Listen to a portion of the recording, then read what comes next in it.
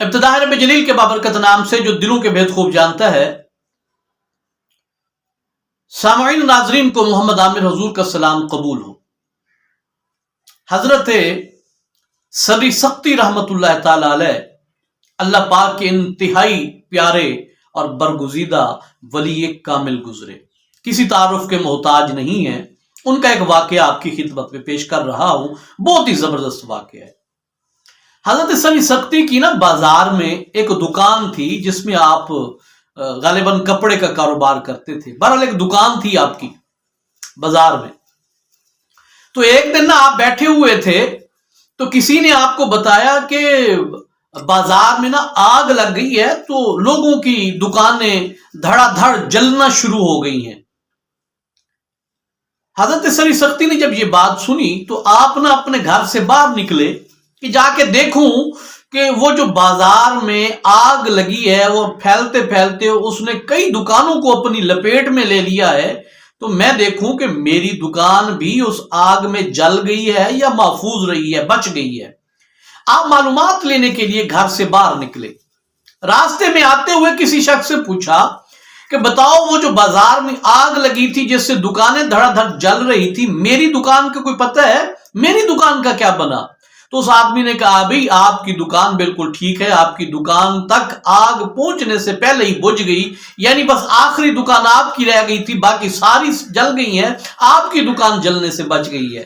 تو جب یہ بات سنی حضرت سری سختی نے بے ساختہ آپ کے لبوں سے نکلا الحمدللہ، بھی شکر الحمدللہ میری دکان جلنے سے بچ گئی۔ اب یہ کوئی گناہ نہیں ہے، یہ بلا ساختہ بے ساختہ آپ کے لبوں سے یہ جملہ نکلا تھا۔ اور ہر بندہ جب کسی کو پتہ چلتا ہے کہ تم نقصان تمہارا ہونے سے بچ گیا تو ہر کوئی شکر الحمدللہ پڑھتا ہی ہے، تو یہ کوئی گناہ نہیں ہے ویسے۔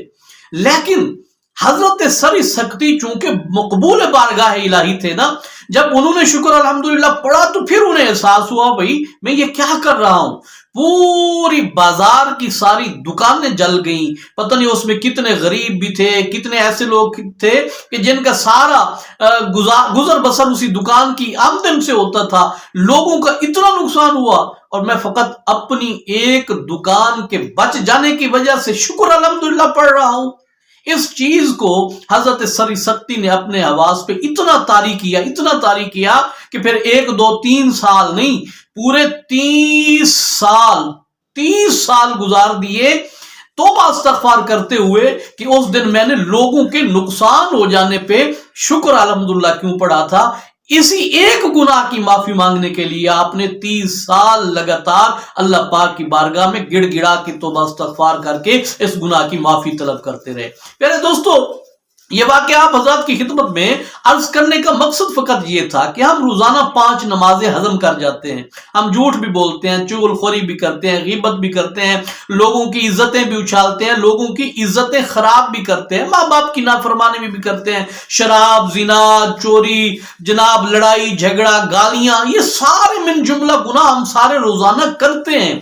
لیکن اتنے بہادر ہیں کہ اتنے سارے گناہ کرنے کے باوجود بھی کبھی ہمارے دل میں خوف تک نہیں آیا، کبھی ہم ڈرے نہیں، کانپے نہیں، کبھی ہم نے یہ سوچا نہیں کہ مرنے کے بعد ایک دن اللہ پاک کی بارگاہ میں حاضر ہونا ہے اور اس دن ہم اللہ پاک کو کیا جواب دیں گے، کیسے حساب پیش کریں گے۔ نہیں، ہم بڑے نڈر ہیں، بڑے بے باک ہیں، بڑے بہادر ہیں، ہمیں اللہ پاک سے ڈر نہیں لگتا۔